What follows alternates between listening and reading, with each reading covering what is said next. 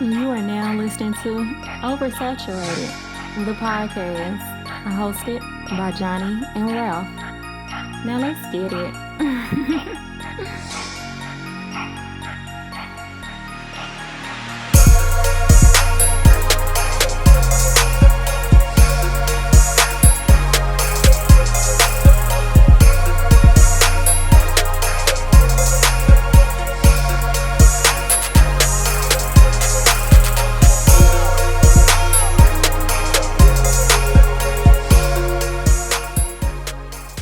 Welcome to another episode of Oversaturated, the podcast where we discuss music, movies, pop culture, and everything in between. I'm Johnny. And I'm Ralph. Welcome to episode number 229. 229, man. I'm a freaky ass nigga. I'm a 69. God. Okay. Facts. New listeners, please follow us on all social media. Facebook, just search Oversaturated, the podcast. Twitter is Oversat Podcast. Instagram is Oversat the podcast, and our damn, you do it. Look, and our email is oversatpodcast@gmail.com. And please be sure to check out our website, oversatthepod.com. Anything you need to know about OS is there. Yes, sir. If you want to follow us individually, I'm the mind of rap across your social media platforms. Yeah, man. On Twitter, I'm JON2_ the letter B.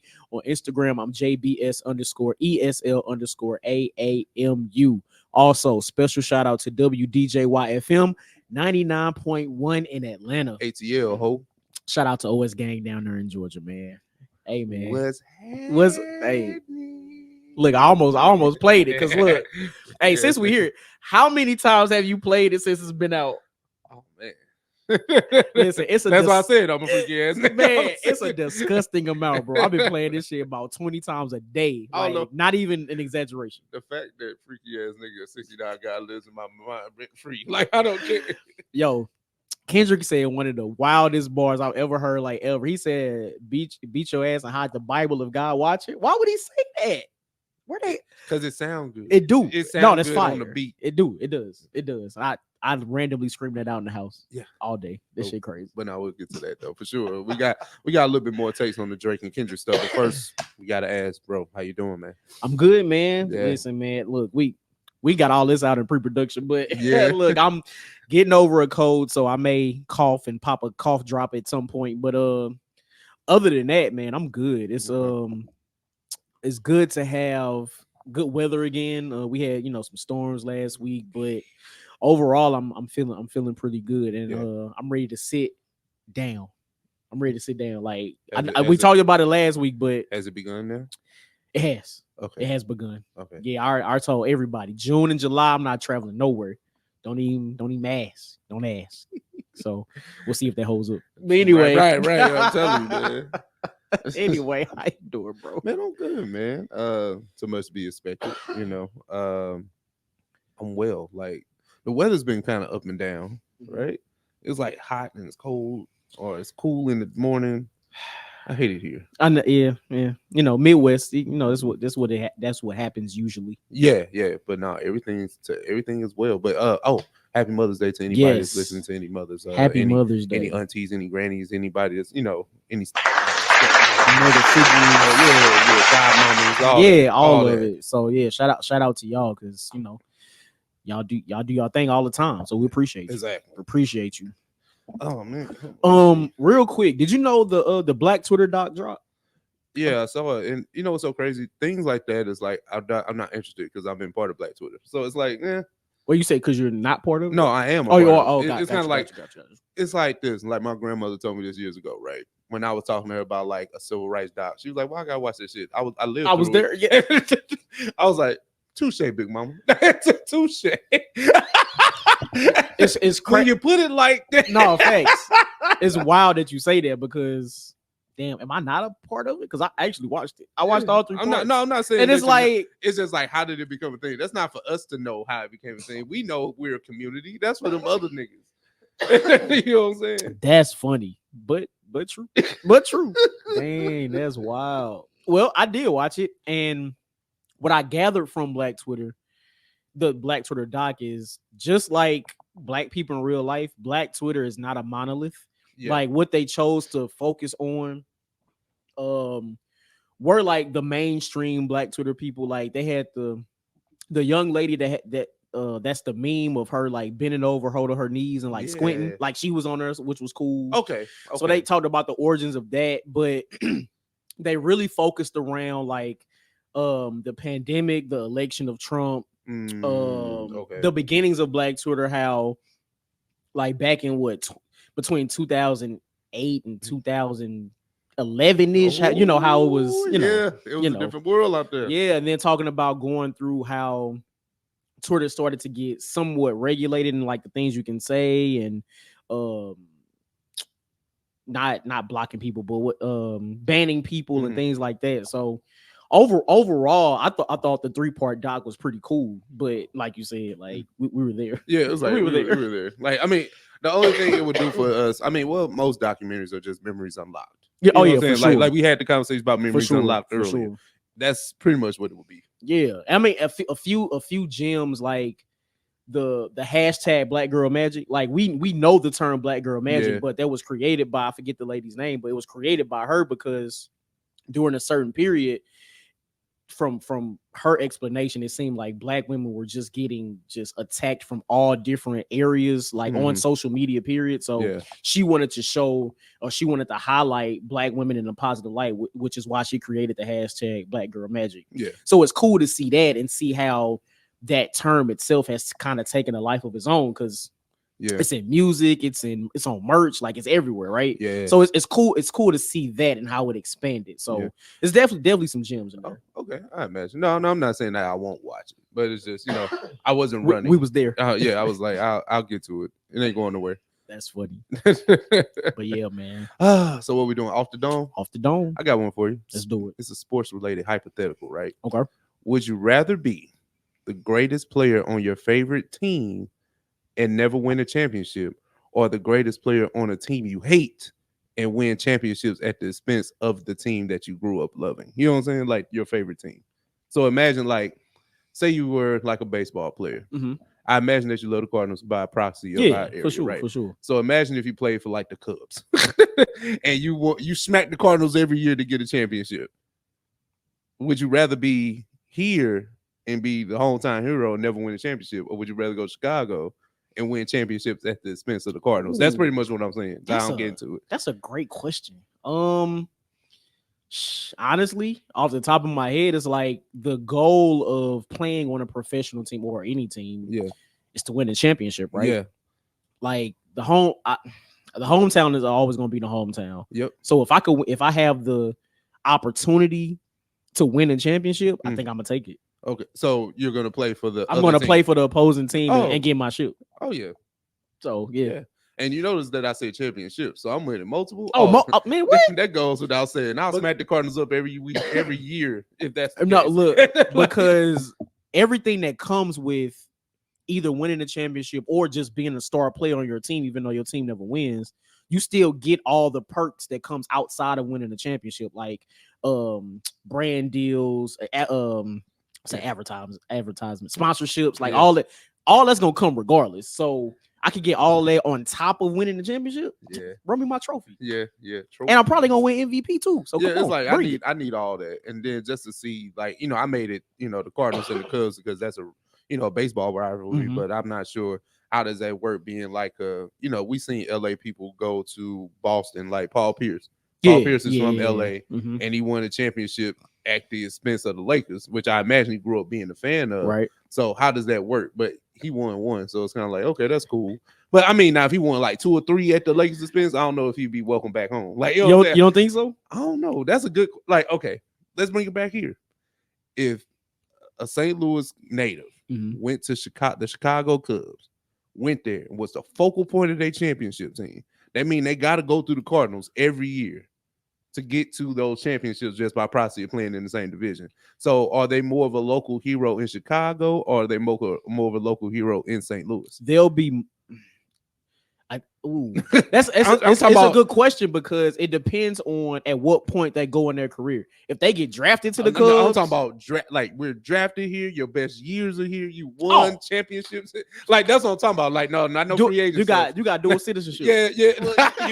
you got to. People got to have sense about that. It's like if you come home and you want to do like toy drives and all that stuff, they gotta let that happen. Oh, of course. Oh, for sure. You gotta put down the fandom, and you gotta think about it like this: most athletes that are on tradable teams, they don't get to choose where they get traded to or drafted by. Like they don't get to choose, like unless you're a LeBron James or something like that. And that comes with building up your brand by being a good player. Exactly. So I'm talking about from the jump.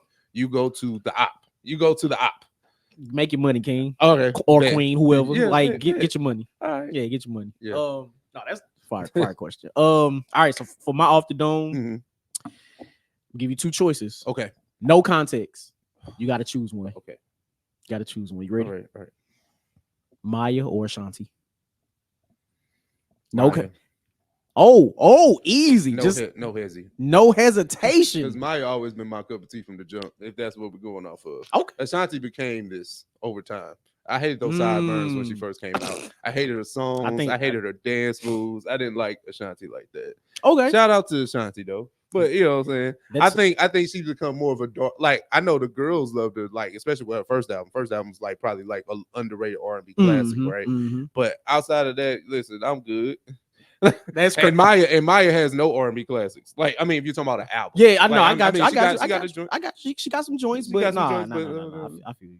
No, okay, that took way less time than expected. Because you said no context. I did, yeah.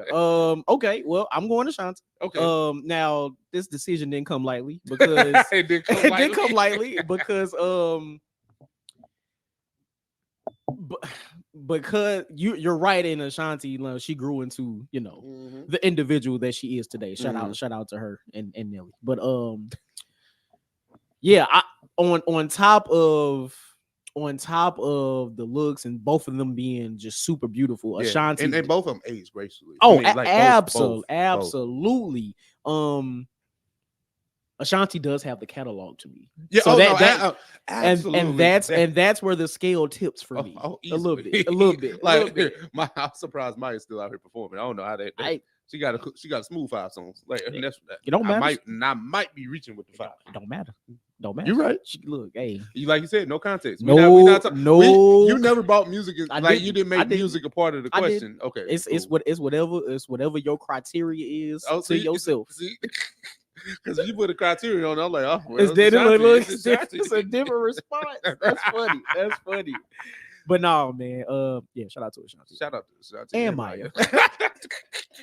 Hey, people, that was off the dome. Would you rather be a player on the best player on your favorite team that never wins the championship, or shit? That's okay. Right. It was a lot. That was a long question. It was a long question. It was a long question. Yeah, man, y'all run it back. I ain't repeating it. No, facts. And then no context. Context. Maya or Ashanti. Pick one. I totally gave up on that question. I totally didn't even try. But that's okay. That's our shit. We can do that. We can do that. Exactly. They heard it. Right. OS family, what's happening? What's good? We're back here. We're back in the OS studio. It's been a long time, and now the Drake and Kendrick Lamar beef has settled. I think the dust has settled, and we're here to discuss what we didn't get a chance to do last week. Shout out to episode last week with BJ. Man. The Heart 5.5. But during our recording of that episode, the Heart 6, Drake's response to, it seems like the end of this beef had dropped, and we weren't able to kind of give our takes on that. So we're here to do that. Johnny, so what do you think about the Heart Part 6? So for what it was, it sounded like, first of all, like you said, this was a response to Not Like Us. Yeah. Right? Yeah. And it sounded as if Drake himself was kind of over it. It sounded like Drake was over it. Let's just say that, right? And I don't necessarily know how I feel about that, because Drake was the one telling Kendrick to drop in the beginning, right? It was drop, I know. Told him we not letting you slide on with not responding, like all kind of things to Kendrick to say, hey, you can't run this time. You gotta put something out. And did Kendrick. So Was Drake rapping on the Hard Part 6? Absolutely. Mhm. Absolutely. And I think he did on the Hard Part 6 what he did on most of his other songs that came out in the beef. He didn't really start cooking until the latter half of it. Yeah. And I think that's been a theme for Drake throughout this whole thing, right? Yeah. But was he cooking? Absolutely. Yeah. Absolutely. Was it? I enjoyed it. I definitely enjoyed it. I don't know. It just, he sounded deflated. He sounded over it. And it just, Yeah. I don't know. It didn't hit the way that I think he expected it to hit. Like he felt like he might have been putting the nail in the coffin when in reality, he kind of just, it sounded like he was waving a white flag. Yeah. Yeah. Yeah. Yeah. That's what it sounds like Drake did. Like listening to the Hard Part 6, it sounds like Drake was rapping, like the cadence, the flow, you know, Mhm. all that's there. It's the Mhm. typical Drake flow that I enjoy from him. So let's start there, right? Right. The beat selection, cool, great. Like it's one of those. But when we get to the point where his, excuse me, it just feels like you said, he sounded deflated. He sounded defeated. He sounded like he didn't want to do this anymore. Right. Yep. And where did all that ego go? You know, where did all that go? Well, we know. Yeah, I mean, we'll get to that, but it's just that this isn't the braggadocious guy that we've known, that, you know, most of us have become fans of. So on the Hard Part 6, it sounds like you're giving up. Yeah. So it's like, I don't know how the hardcore Drake fans can stand for him after this, because you went through all of this saying he's scared to come outside. We outside. What's up? Yep. What's happening? All of that. And you thought that Family Matters, which is a great track, is great, but it wasn't enough. It wasn't. It's because most niggas would have got up out of here after Family Matters. He would have got a lot of people up out of here. And that's what I think we failed to realize. But Meet the Grams and, you know, Not Like Us being the back-to-back in that situation, I don't really know what you were supposed to do with that. I don't know. Like, when you got a diss track that's playing on you outside, yeah, isn't that the pantheon of diss tracks that gets played outside? Oh man, and when you're in that pantheon, when you're in the Hit 'em Up and even the back-to-backs of the world, hey, listen, bro. Kendrick may have inadvertently dropped the song of the summer, and that's really crazy to think about, because nobody was really expecting Kendrick to do that type of record. Let's just say that, right? Yeah. Like, going to get DJ Mustard is crazy. I didn't even know DJ Mustard had a problem with Drake too, but we off that. Nobody knows the extent of the industry's disdain for Drake. Yeah. At least we didn't until now. And it probably goes deeper than what we even, what we've seen, right? Yeah. I don't know. Like, since the beef is seemingly over, right? Yeah. Like it's seemingly over. The head to head is over, but Drake go come out and sneak this. You know he's gonna get back to subbing and all that in the new songs, because he put out a post which y'all niggas keep letting him get this shit off. Mm-hmm. He supposed to be on vacation. You ain't supposed to be showing no memes and nothing like that. You're on vacation, right? Yep. So let's stop insinuating that, oh, I'm back with summer vibes and all that shit. Did you see the post? I saw it. Yeah, all right. But see, we got to sit here and be the cryptic on what Drake is really trying to do, when Kendrick will just rap, or whoever going against him would just rap. But see, this is the thing, right? Mm-hmm. Drake severely underestimated Kendrick in this whole thing. I think that's evident. The Art of War, he didn't study at all, and clearly Kendrick has, because first of all, everything that Kendrick predicted would happen in this beef happened. Mm-hmm. Kendrick flawlessly executed making songs and releasing them in a very strategic manner. Like him being able to step on Family Matters with Meet the Grams the way that he did, like it took the air out of the song. And we arguably got one of the best Drake rap verses that we've gotten in a very long time on Family Matters. Yeah. Like that's crazy. Yeah, because compared to Push-Ups, like Family Matters blows that shit out the water. Man, Push-Ups, and I like Push-Ups. Push-Ups was cool. Like, I mean, it's just in hindsight. Yeah, I think because Drake could have done better, of course. Because like when you know, we can always go back and check game tapes, and I know y'all niggas in the comments hate it, but I was just like, push-ups was serviceable. Mm-hmm. I think it was serviceable because, like we said, he had to do the 20v1 thing. But see, that's another He didn't point. have to. That's what I was gonna say. Like, this is Attack of the Titans here, right? Yeah. We got Kendrick and we got Drake. No disrespect to Ross, but Ross, Future Metro, Ja Morant, everybody else he talked about during this battle should have been saved for like the little Like the one lines, all that kind of.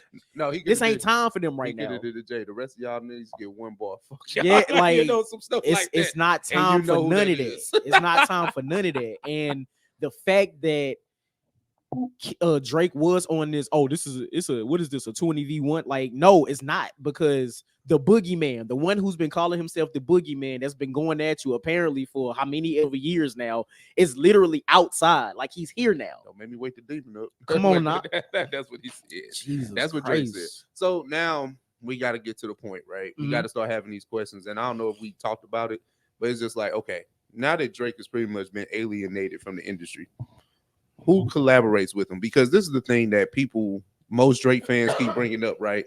He brought this person on tour. He collabed with this person. He made this person hot. This person didn't get a number one until they got a Drake feature. Okay, cool. All right, cool. What happens when he can't lend that expertise to anybody anymore? Indeed. So we got to deal with him collaborating with all these new little niggas that we don't really know, like Tezo and Yeet and 4 Bats, like 4 Bats and Sexy just Red. Nobody likes Sexy Red, but you know, she keep popping up everywhere. I'm just saying, yeah, he keeps latching himself onto those people that don't have the star power of Future, Ross, of all these people that are dissing him. Yeah, only if you can't get a beat from Metro or Mustard, what you gonna do? He gonna start making beats himself? Oh, he gonna turn to J. Cole? I mean, 40's still there, and you know, I mean, hell, Alchemist gave Kendrick a beat, so it's like, dang, you can't go to Alchemist. You can't. I mean, I don't know if I want to hear Drake and Alchemist, but you know, that's what's up. Because you know what I'm saying. You know what I'm saying. We don't want to hear Sinister Drake. Man, listen, I don't know, right? But I'm just saying though, like, so where does the Drake train continue to go if a lot of his success, at least that's what y'all say, is lashed to the fact that he makes other niggas hot? Well, why Yeet ain't hot? As you know, like Migos wouldn't be where Migos was if it wasn't for Drake. Rick Ross, who was fucking with Rick Ross before Drake? That's what y'all said. Let's not even go there. That's what y'all. That's what y'all was saying. Right. I'm only regurgitating what y'all say because I don't believe that shit. Not one. It's bit. crazy, right? But okay. And I think this is where the question of Drake being this such great, powerful, amazing artist, right? Yeah. This is where we get to learn if he can, if that's true, because he doesn't have. It looks like he's not going to have those artists to be able to collaborate with again. Like, he has to go to the younger people, and I mean, and this is the thing too, right? We'll You gotta see. think about, like, remember, like Kendrick talked about, Not Like Us, the exploitation of Atlanta. And it was so many people that wasn't mentioned. You didn't hear Gucci. You didn't hear 2 Chainz. Come on. So they've been silent on this. Yep. The real boogeyman is Roderick Davis. You don't want him to speak on nothing, man. So it's kind of like a lot of, like, Gucci's always been Gucci. Did he need a Drake feature? No, not because at all. in the space that Gucci wants to go, he don't care about that, and he's proven that. Yep. Gucci loves being a street guy. So it's cool that he has some songs with Drake, but it's not like, oh, I need that. Not at all. And thinking about it, do we still get our Drake and Benny song? No. It's like, okay, this one coming out no way. And right. So it's kind of like, who stands with Drake? And I'm very interested to see who stands with him now. I know. Does Lil Baby do it? Because Lil Baby need it. Oh yeah, for sure. Like because Lil Baby is just kind of fizzled a little bit, you know, a little bit. Like, it's not the talent, it's just the songs that we're trying to get to push another album or whatever. Yeah, and Drake just said himself in the post. He said that was a good he said it was a good fight or something, or a good workout. But now but now it's summer vibes time, You know right? what's so crazy? That sounds like a nigga that lost. I'm No, that that's true. sounds like That's true. somebody that conceded and gave up. And, That is true. And y'all Drake fans are stands, because I'm a fan.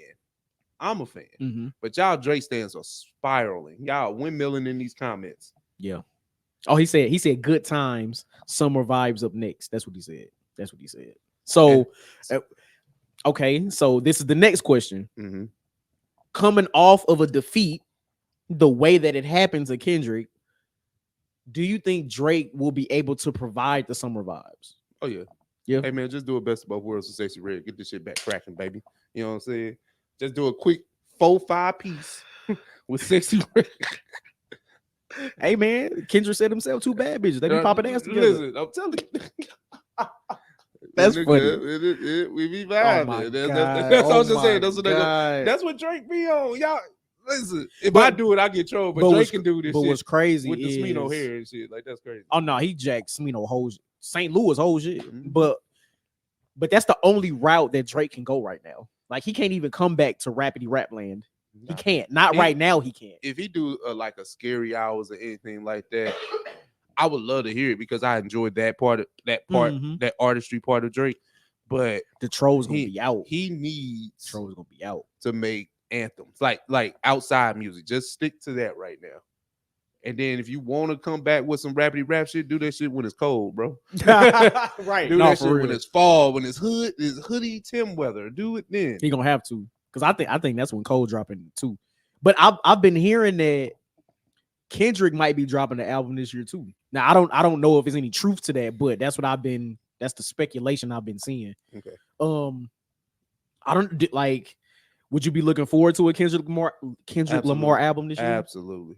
And it got it. Listen, Absolutely. It has to be the energy of Not Like Us, bro. I think if Kendrick wants to make a commercial album, that's where the whole Prince and MJ debate came up in this, because MJ was a pop success. Yeah. And Prince went the route of like, oh, I'm gonna make art. Right. And if you fuck with it, you fuck with it. If you don't, you don't. Now there's a segment of the internet that loves Mr. Morale and Big Steppers. I know you like Big Steppers, but not Mr. Morale. I mean, yes, I thoroughly enjoy Big Steppers. Mr. Morale is like, it's a good piece of the project, right? But it's like an acquired taste. Like you got to be in the mood to really listen to it. And that's the thing. And that's why when we had these conversations about Drake, it's so hard, because Drake makes a song for every occasion of your life. And I think even BJ said that. It's just like you can't get to a point and defeat a nigga that really makes soundtracks for your life in every space. That's true. I'm talking about the introspection, the outside, the club, the workout, whatever you need, you can go. It's a one-stop shop. So that's why Drake has the legion of fans that he does. Like, listen, it's a Drake song right now called Grease. I only want to hear that when I'm on vacation. Because it's like, I gotta be outside, tequila shots, sun and sand. Yeah. Too many rappers don't do that. That's too many people don't do that. It's true. That's true. So no, I give Drake his props, but the goalpost moving that I've seen the past month has been very, very disgusting.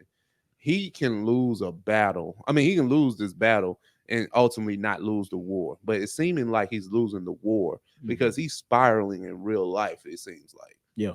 It's a lot of things that are going over there. Like, and I think one thing that we've, I don't know if we touched on it. And I know somebody in our comments, shout out to you, but with Kendrick's approach to the battle using false information. Did we discuss that? I think we talked about it briefly. Yeah. But I like, okay, I look at it like this. We big battle rap fans, right? Bro, how many false narratives have we heard in battle rap, but the shit sound fire? If that's the case, Easy to Block Captain sells the most weight outside of Ross and Noriega. Like, you know what I'm saying? Like outside of Frank Lucas, and he sell more packs than Franklin Saint. Like, you know what I'm saying? Like he does those things. So it's kind of like, it's just how you make it sound. Exactly. And all these rappers lie. Indeed. It's kind of like, if you go back to these other beefs, do you think Jay-Z was 36 in the Tybo class? Without proof? Like, we didn't ask for pictures. I'm just saying. When he said there's a condom on the baby seat, did we ask for a picture? No, we did not. We did not. Okay. But then another layer of that. Now, I don't know how true this is, but apparently Drake has come out and said he lied about feeding Kendrick the the false information. And that's why when you see people being loud and wrong about Drake, you kind of want some of this stuff to be true. I don't want that nigga to be a pedophile. No, not at all. Not at all. Not at all. But he has laid breadcrumbs to make you feel that he could possibly be right on some weird shit. And that's all Kendrick did. And see, that's what's wrong with y'all No Child Left Behind babies. Y'all got to understand how to use context clues when it comes to stuff, man. Like, no, for real, because no, we do not want Drake to be a pedophile. No, we don't. But are there 10 plus years of video footage of him being weird toward underage girls? Yes. So why not take the breadcrumbs that he's laid out himself, the pure evidence of it, and use that to shape a narrative in a rap battle? Duh. Common freaking sense. Like, come on. Freaky ass nigga. Come on, man. I'm about to play it because y'all, God, lead like that. It really does bother me a lot of times when I don't want to say non-intellectual people, but like real casual people outside of just hip hop, period. They come in and they try to talk about their own perspective and talk about things when it comes to rap and hip hop, and like they have no freaking clue on how to even articulate what they really want to say. And you know what, bro? I have to disagree with you on that. It's not the casual people; it's the people that actually are fans. And that makes it worse. That makes it worse. That's what I was about to say. I disagree with you on that. It's the ones that's actually in the culture that actually like, no, that ain't cool. We need proof. Proof. Oh my god! I've never asked for like proof in a battle at all. Hold on. When they get here and talk about how much money they got, I have never asked to see a W-9. We ain't asking a W-9, a 1040, a W-4. What state did you work in? We ain't asked for none of that. None of it. But we believe paycheck stub. We believe when the rappers say we got money. But I mean, I get, comparing your bank account to comparing if you really like underage people. That's something else. I mean, yeah, but still. You looking for evidence? Y'all sound like the people that go and look on Forbes to see people's net worth. That shit ain't real either. That's not true.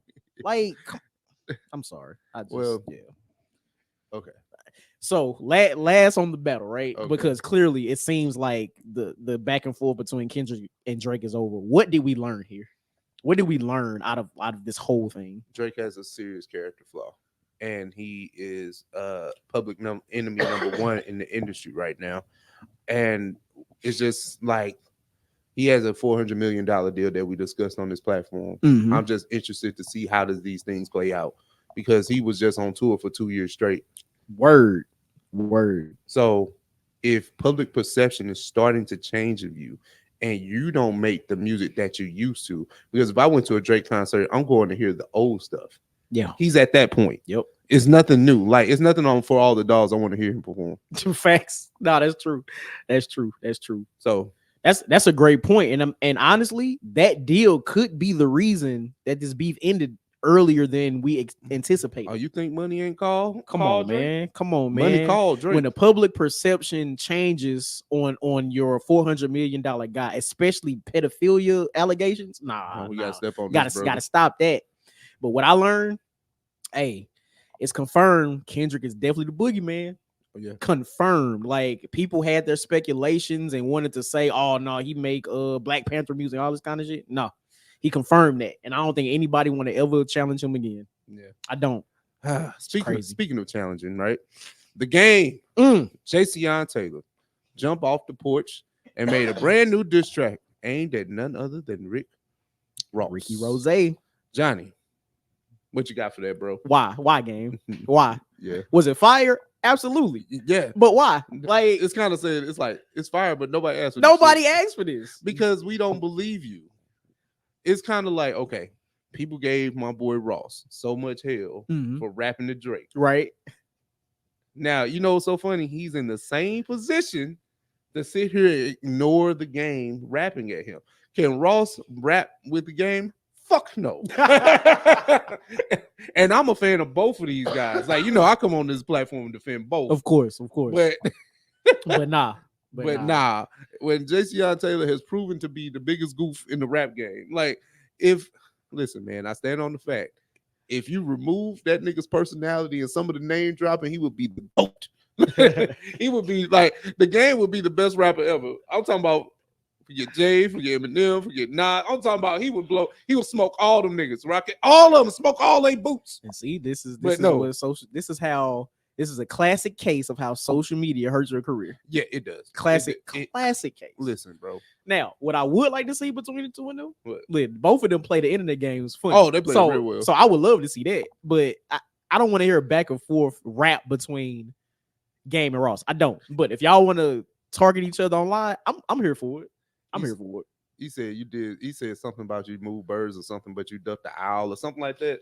I was like, are you doing this for Drake or are you doing this for yourself? Either way, it does seem like you're clout chasing where people created that narrative about Ross. Like Ross couldn't have a serious issue with Drake. Right. There's no connection with zero connection. The only connection that both of y'all have is the fact that y'all came out at the same time and y'all still consider B tier.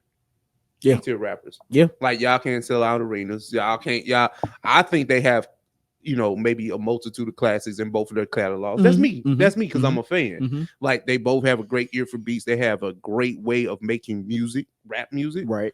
But you guys got in your own way about how this works for y'all. Yeah. Because I think they're higher than most people think. But then again, that's me. Right.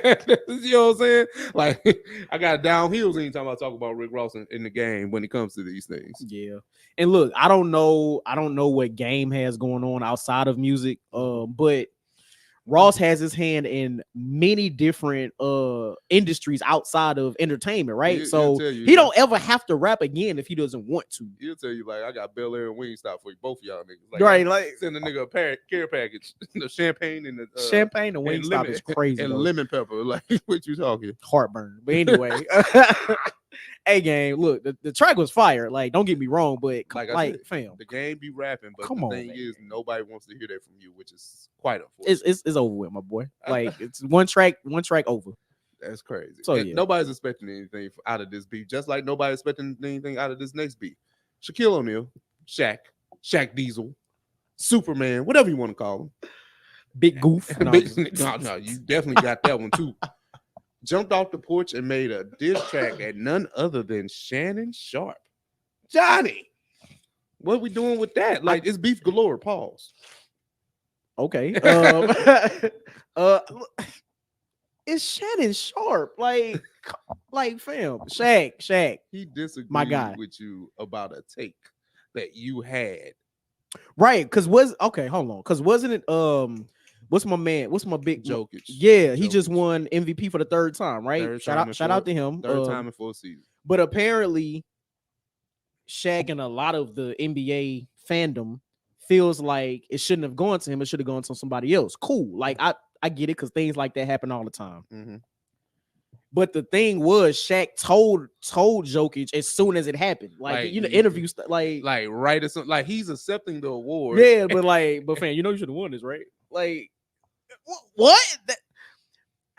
Journalistically, if that's a word, that's wild. Like, yeah, I understand that Shaq and Jokic may have a relationship, like a good rapport as friends and being goofy. They both big as hell, goofy as hell. I get it, cool, but nah, this ain't the right time, my boy. And basically, that's what Shannon Sharpe was saying. Yeah, that's essentially kind of he. I mean, I think he took a little bit of personal digs at Shaq, but we'll get to that. Let's focus on what this is, right? I want to psychoanalyze Shaq. Okay, Shaq is one of the best basketball players we've ever seen. Yeah, especially at his position. Arguably, you can make a case that he's top 5, but definitely top 10. You can't name 10 players better than him and what he provided for the NBA at his size and his speed and his skill set. Gotcha. Like, he's one of them. Yeah, but he only has one MVP to his name.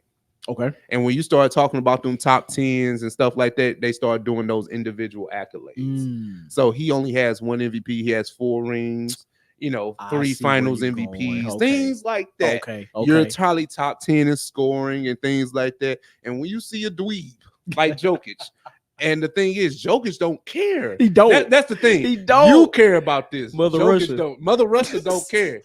Mother Russia. That's the thing. That man won a championship, went home and started potato farming. Man, what? About none of that.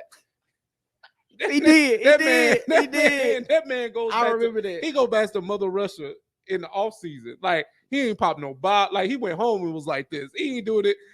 Looking stale as hell. He actually happy that he's in Denver. Like he don't want to be in no other American Nowhere. city. His ass. He ain't trying to be in Miami. He's trying to be in Chicago. He gonna stay. He gonna retire a Denver Nugget. Man, he is what? not leaving.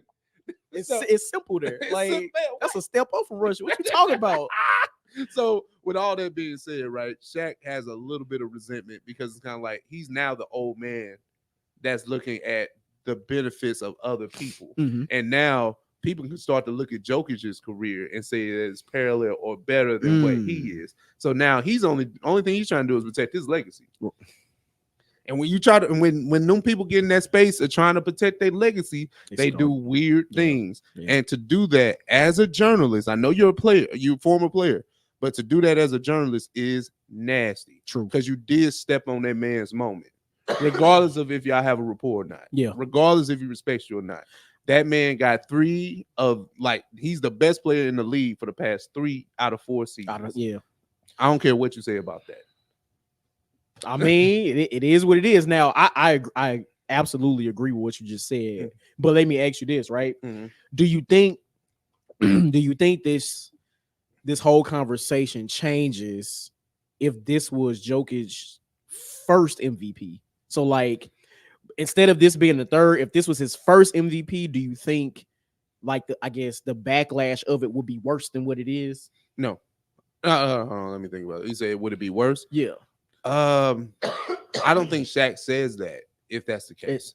Because when you got repetitive winners, you start to get fatigue of those that keep winning the award. Because it's certain times you looked up and like LeBron won 3 out of 4 years. That gave it to Derrick Rose in 2010 when LeBron probably could have got it that year too. Got you. But the next year LeBron won it, so he won 3 out of 4. Mm-hmm. You ain't trying to give it to nobody 4 years. 4 years in a row, right. Even though they might James. be the best player. It's LeBron James. I get it. So it's kind of like certain people start like, nah, we can't give it to him this year. Mm-hmm. Even though they have consistently shown that they are the best player, because most of these players have 5-year spans where they like that guy. Yep.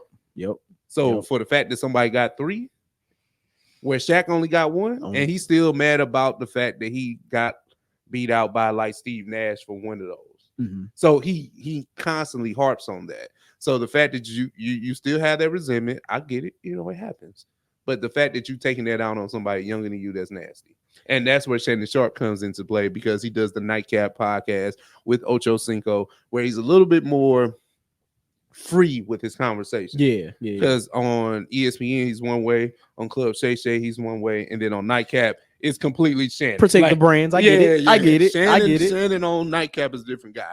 And he was just talking about how Shaq might have had a little bit of jealousy, and the fact that if Shaq had his work ethic, let's see, now that's where it can kind of get a little. He said if he had his work ethic, he'd have 40,000 points, blah, blah, blah, woo, woo, woo. So it's kind of like, we've gotten to the roots. But the roots of the eve. But Shaq responded with the nastiest IG caption at first before the diss track. Okay, well, I missed that. What well, it was basically just saying like, well, you're not top 10 in your sport, so you can't talk to me and like that type of stuff. I'm like, you know how hard it is for a nigga to be top 10 in football?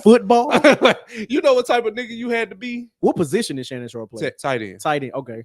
So he's arguably in the best tight end conversation, but you can put Tony Gonzalez out there, Travis Kelce, Gronk, for sure. then Sharp. Like, you know what I'm saying? He's in there. He's in a discussion. He's in the discussion. Okay. So okay. Shannon's a Hall of Famer. He has 3 championship rings. So, and he was focal points of those teams. None of those are garbage time rings either. Got it. So, what are you going to say to him when he's arguably one of the best in his sport? You can just say, well, you're not top 10 in your sport. You shouldn't talk about me. Like, you know what I'm saying? Like, that's Shaq. That's how he sounds too. Shaq is so fucking petty. Like, I mean, I love the petty because it's kind of like, it's like I respect the petty. I respect both of these old niggas petty. But the fact you dropped the diss track, I didn't now listen. I listened to the Game Joint. The Game Joint went crazy. I'm not listening to Shaq shit. Like, I didn't listen. Podcast or not, it was not getting played.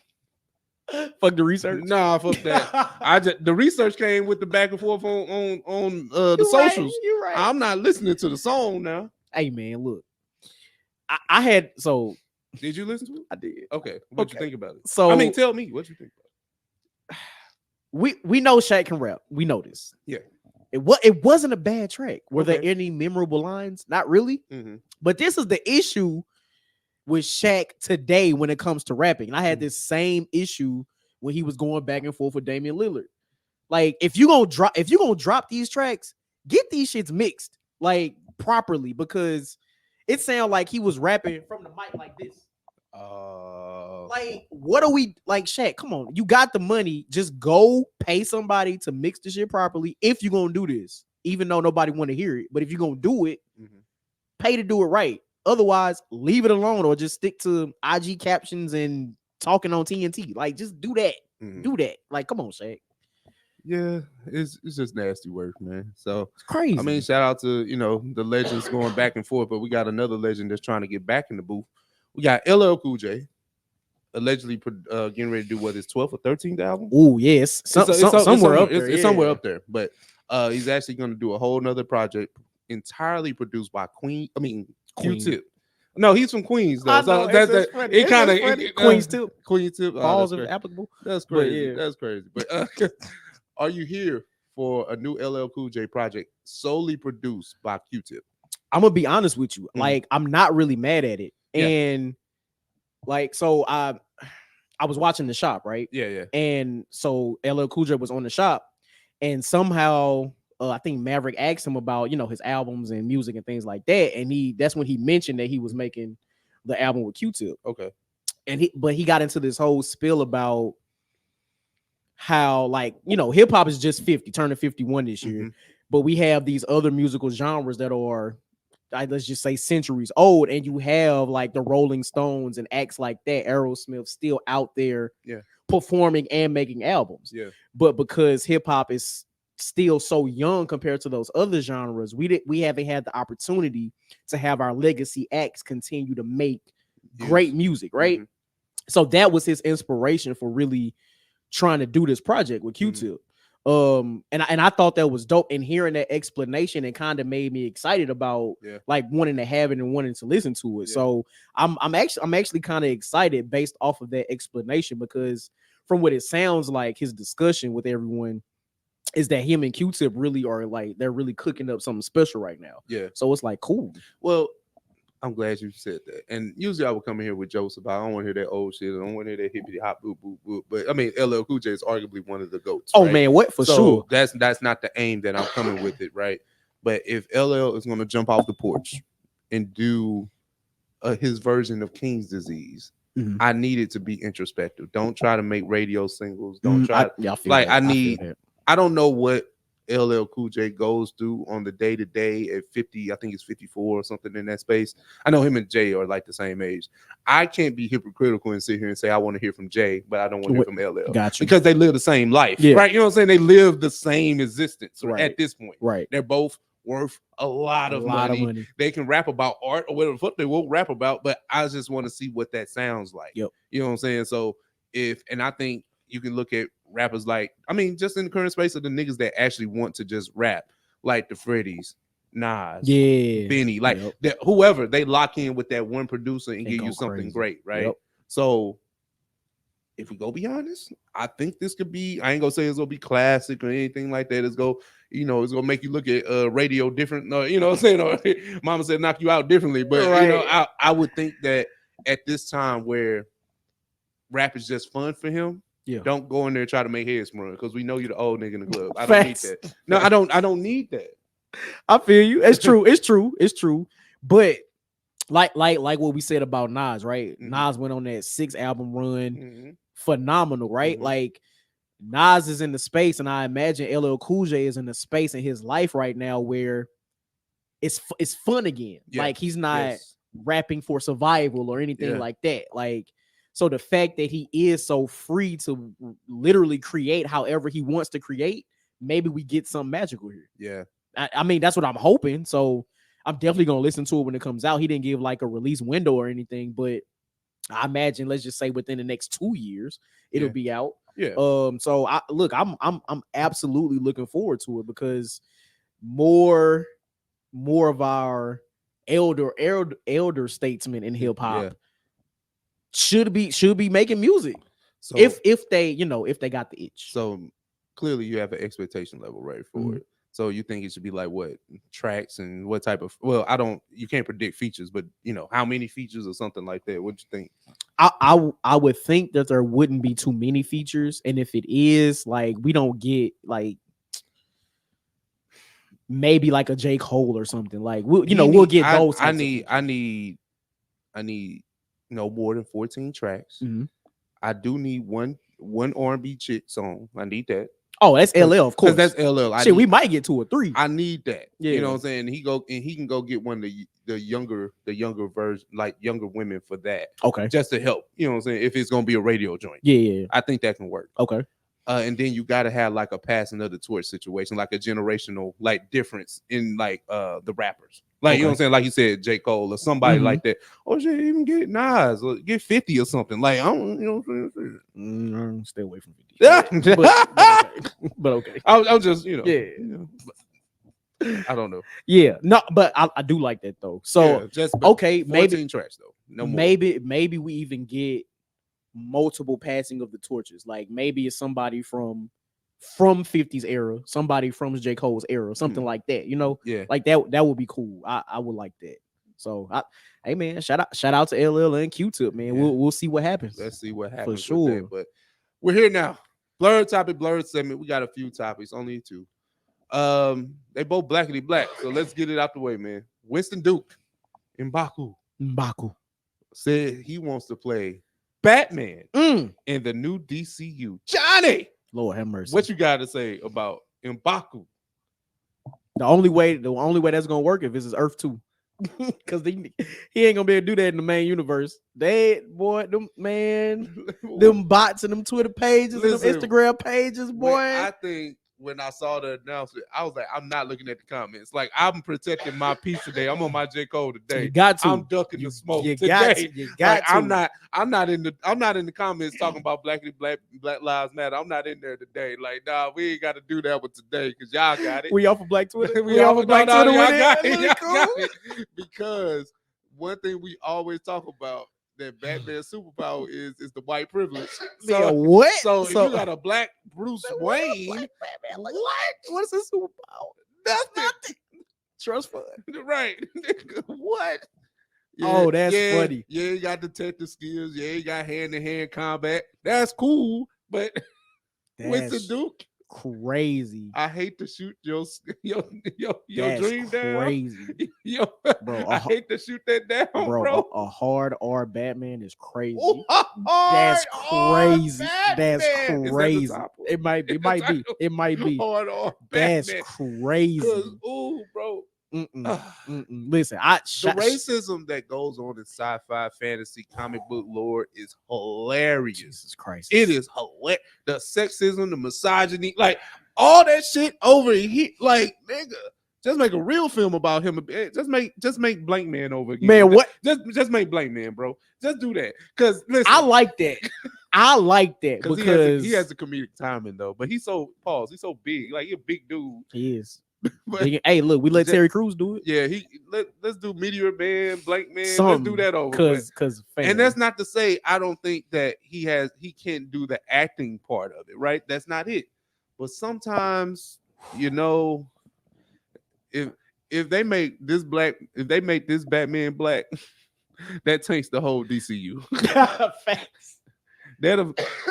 People will go out and watch Batman 2 just to make it $2 billion. Like, it'll be a $2 billion film. Bro. It'll make more than Avatar, bro. If that's the case, shit. What you talking about? Shit. Damn, making more than Avatar and Endgame is crazy. Yes, that's crazy. Because they mad. Like, we gotta support this. We gotta support the white one. Yeah. If a dislike button was a person, it'll be them. Man, what? And that's not, like I said, Winston Duke is a very, very talented, very capable actor. It don't matter to them. It don't matter. Jesus Christ, that's funny. Listen, that is funny. That's crazy. But that's like they don't even want what's the white boy that played Dad in Blue Mountain State, Alan Richardson. Mm-hmm. He's kind of like, he looks like a big ass Thor type of dude, but he wanted to play Batman too. Really? Yeah. I don't. Yeah. He's a big goof, like though. But We've been either way. talking about a lot of big goofies this whole episode. Like this shit crazy. Shit, that might be the title too. Big Right, big goofy. Well, y'all see what Yeah, like what we landed on. But let's try this out for the last topic, man. Ryan Coogler is in headlines again. Marvel just announced that Black Panther 3 is in development. Mhm. It's not shooting, but in development. Yep. And as well that Ryan Coogler is rumored to be at the top of the list of X-Men directors. So he has Black Panther 3, and he'll have that trilogy underneath his belt, and also be possibly in charge of the X-Men. So Johnny, let's get into that, bro.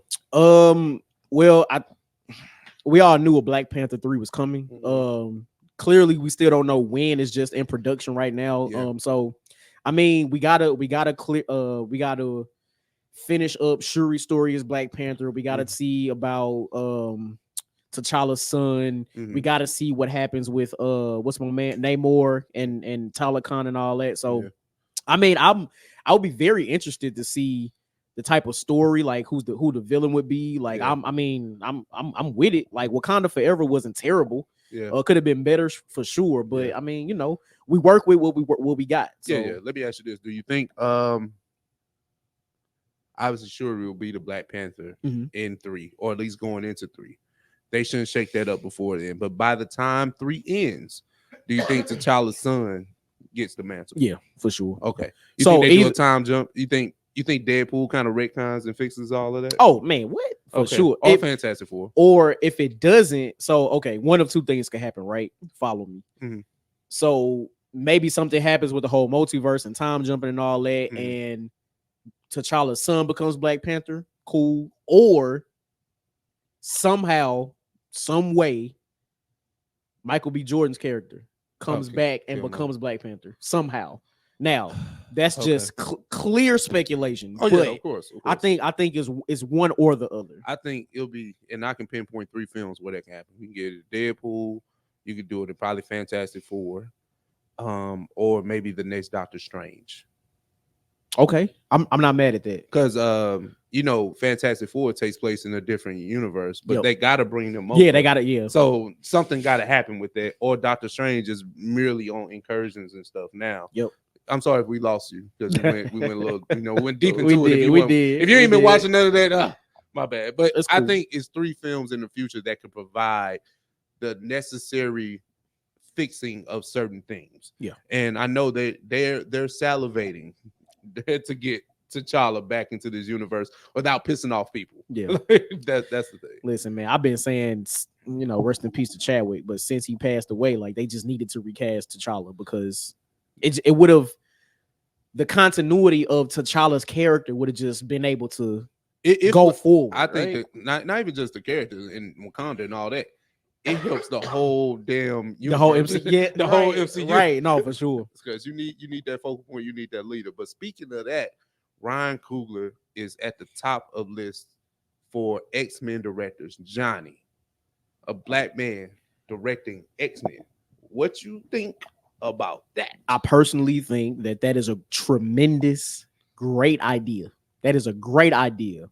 And the reason I say that is because for everybody that knows the backstory of the X-Men in general, right? Mm-hmm.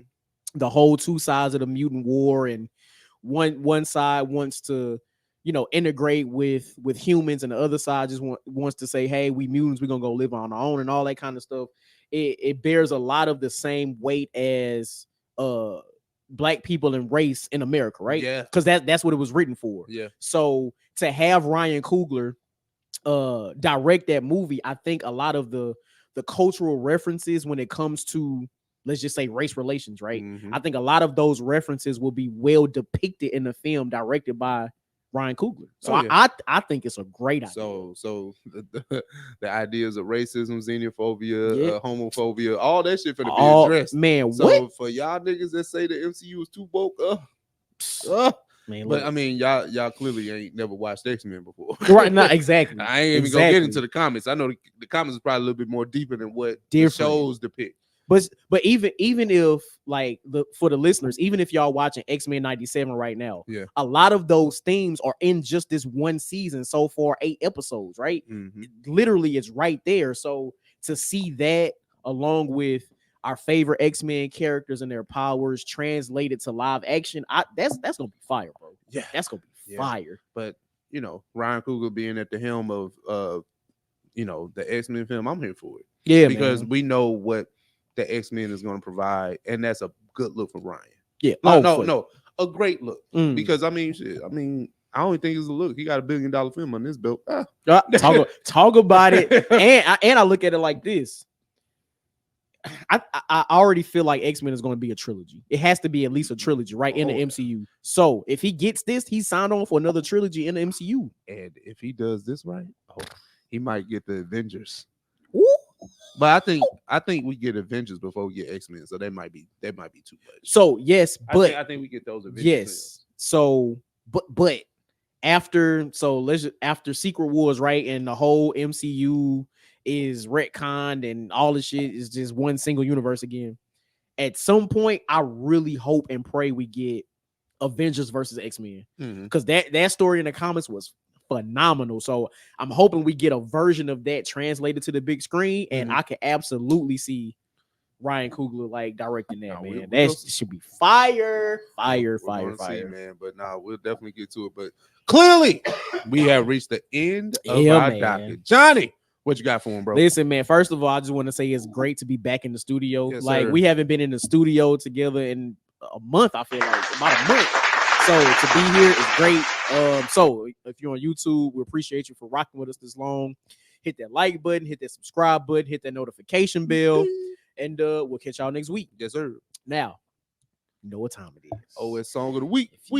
Audio is OS Song of the Week. Man, I've been sitting here trying to think about which way I'm gonna go, but it's You are now listening to Oversaturated, the podcast hosted by Johnnie and Ralph.